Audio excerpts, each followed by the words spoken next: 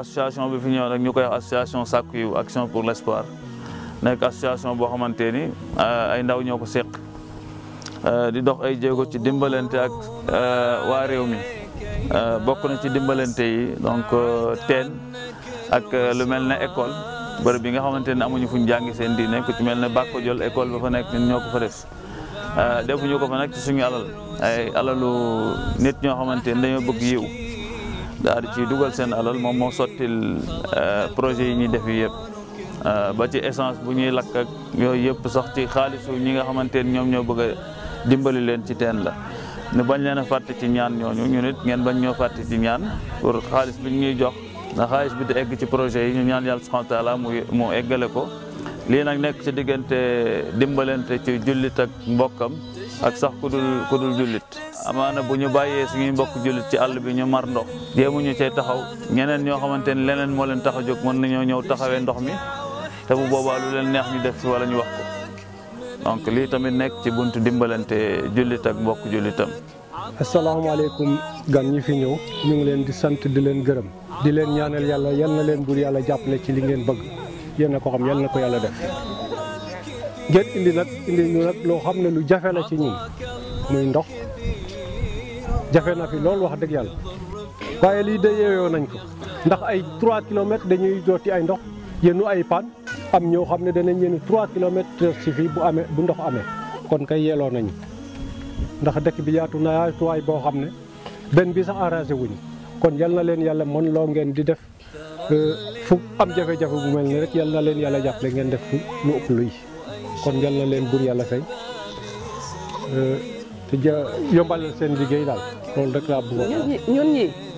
mënuñu leen a jaajëfal amoon nañu teen baa nga ne sotti nañ ko ñax ba mu feex ndax daa mab yàgg nañuy ñaan ndox xanaa yàlla nag daf koy door a indi ñu leen di jaajëfal yéen ñi ko indi ak ñi leen yëbal yaakaar bu ne yaakaaroon nañ ko woon amuñu ko woon yàlla nag buñ ko defee am na sant nañ leen bu baax yal na ndox mi dikk jig ñu jig leen ba leneen lu dul ndox mi dikkaat ci dëkk bi amuñu jàkka amuñu juma amuñu fu ñuy jàngale suñu élèves yu ndaw yi jàng arab loolu yëpp amu fi lu ngeen ñu ci mën a jàppale ngeen jàppale ñu ci ñu sant leen bu baax di leen gërëm di leen delloo njukkal bi. Nous sommes aujourd'hui au village de Ndioro Koumfelane où nous démarrons les travaux pour un puits qui est en train d'être creusé actuellement et qui devrait bientôt voir jaillir les premières gouttes d'eau, Inch'Allah. Et ce village, comme tous les autres villages de la région, fait face aux mêmes problématiques qui sont principalement le manque d'eau. Les femmes sont obligées de parcourir des kilomètres pour aller chercher de l'eau pour des besoins aussi naturels que boire et prendre un bain, faire la vaisselle, faire la lessive. Et en plus de ces besoins en eau qui seront bientôt partiellement couverts, parce que comme le disent les villageois, même si on leur offrait un deuxième puits, ils le prendront, vu que ce puits à lui seul ne suffira pas à couvrir tous les besoins. Donc en plus de ce besoin en eau, il y a aussi le besoin en infrastructure de santé qui se fait ressentir comme partout. Ils n'ont pas accès à des centres de santé qui sont à côté et donc les malades sont obligés d'être transportés sur plusieurs kilomètres pour le centre de santé le plus proche.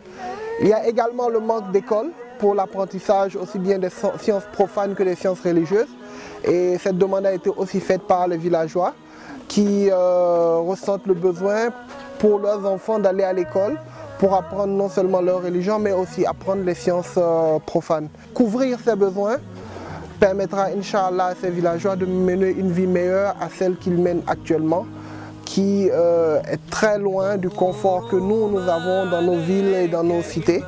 où il suffit d'ouvrir le robinet pour voir l'eau couler, où on a l'embarras du choix pour l'école ou envoyer nos enfants, où on a beaucoup de centres de santé pour lorsqu'on est malade. Et pour eux, cela reste un luxe et nous faisons donc appel à la générosité de tous les donateurs pour que ces besoins qui sont considérés comme des besoins vitaux et primaires ne soient pas un luxe pour cette population. Wassalamu alaikum wa rahmatullahi wa barakatuh.